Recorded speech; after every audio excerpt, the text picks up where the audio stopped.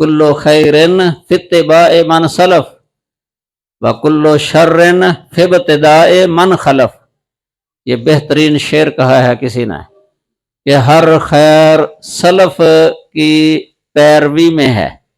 سلف سے مراد ہمارے اکابر صحابہ کرام، تابعین، تبع تابعین، ائمہ محدثین، یہ ہیں ہمارے اسلاف۔ ان کی پیروی میں ہر طرح کی خیر ہے۔ وَكُلُّ شَرٍ فِي ابْتِدَاءِ مَنْ خَلَف، اور ہر شر وہ بعد والے لوگوں کے اپنی طرف سے ایجاد کردہ طریقوں کی پیروی میں ہے۔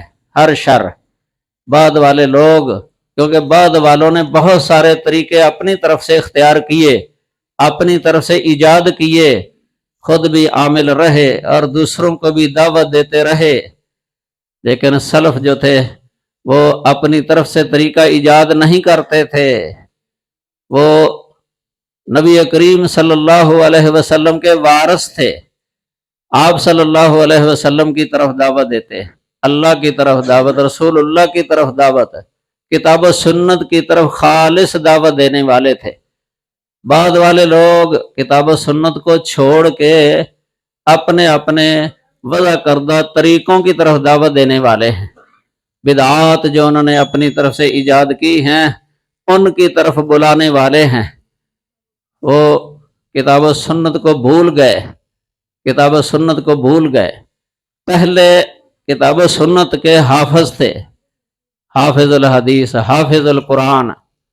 وہ قرآن اور حدیث سے سرے منہ بھی انحراف نہیں کرتے تھے، یعنی بال کے برابر بھی انحراف نہیں کرتے تھے۔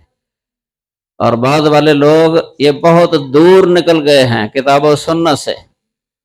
جو شخص معلوم کرنا چاہے تو وہ کتاب و سنت کا مطالعہ کرے، پھر پتہ چل جاتا ہے، حق واضح ہو جاتا ہے، اور دودھ کا دودھ اور پانی کا پانی خوب واضح ہو جاتا ہے، پتہ چل جاتا ہے۔ خالص سونا اور پیتل کے درمیان جو فرق ہے وہ واضح ہو جاتا ہے۔ عجوہ کھجور اور ردی اور گٹیا کھجور کے درمیان فرق واضح ہو جاتا ہے۔ اسی طرح یہ دین جو اللہ نے نازل کیا ہے اور وہ دین جو لوگوں نے اپنی طرف سے وضع کیا ہے، دونوں میں فرق واضح ہو جاتا ہے کتاب و سنت کے مطالعہ سے۔ اس لیے ہمیں بھی مطالعہ کرنا چاہیے۔ قرآن کا ترجمہ پڑھیں ہم، سنت کا ترجمہ پڑھیں ہم، حدیث کا۔ آج کل تو اردو میں آ گیا ہے سب کچھ، صرف پڑھنے کی کمی ہے، پڑھنے کی کمی ہے۔ اس لیے اللہ تعالیٰ سے دعا کرنی چاہیے کہ اللہ ہمیں صراط مستقیم پر رکھے، اور یہ دعا انبیاء بھی کرتے رہے ہیں، نیک لوگ کرتے رہے ہیں۔ ربنا لا تزغ قلوبنا بعد اذ ہدیتنا، اے اللہ ہمارے دلوں کو ٹیڑھا نہ کر دینا ہدایت دینے کے بعد، کہ جب تو نے ہمیں ہدایت دے دی ہے اب ہمیں اس پر ثابت رکھ۔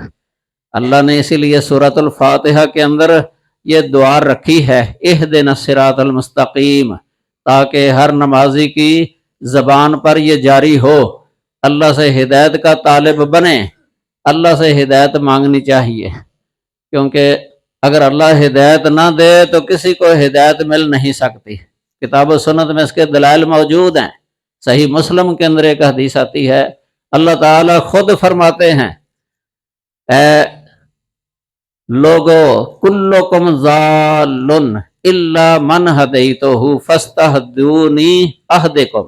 مسلم شریف میں حدیث قدسی ہے، اے لوگو تم سب گمراہ ہو، تم سب گمراہ ہو، مگر جسے میں ہدایت دے دوں وہ گمراہ نہیں ہے، لہٰذا تم مجھے سے ہدایت طلب کیا کرو، مانگا کرو، تاکہ میں تمہیں ہدایت دوں۔ اللہ تو چاہتا ہے کہ مجھ سے مانگے۔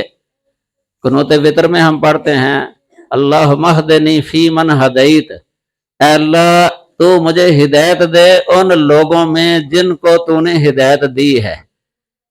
کہ کبھی انسان کو بھولنا نہیں چاہیے، اللہ سے ہدایت طلب کرے اپنے لیے، بلکہ روزانہ طلب کرنی چاہیے، اللہ سے ہدایت مانگنی چاہیے۔ قرآن میں بہت ساری یہ ہدایت کا ایک مضمون ہے، بڑا مفصل، مختلف صورتوں کے اندر یہ پھیلا ہوا ہے، اور اس میں دعائیں ہیں۔ نبیوں کی دعائیں، نبی بھی اللہ تعالیٰ سے ہدایت مانگتے رہے ہیں اور نیک لوگ وہ اللہ سے ہدایت طلب کرتے رہے ہیں۔ اللہ تعالیٰ ہمیں بھی صراط مستقیم پر قائم دائم رکھے۔ اللہ تعالیٰ ہمیں کتاب و سنت کے مطابق عقیدہ رکھنے اور عمل کرنے کی توفیق عطا فرمائے۔ وآخر دعوانا ان الحمد للہ رب العالمین۔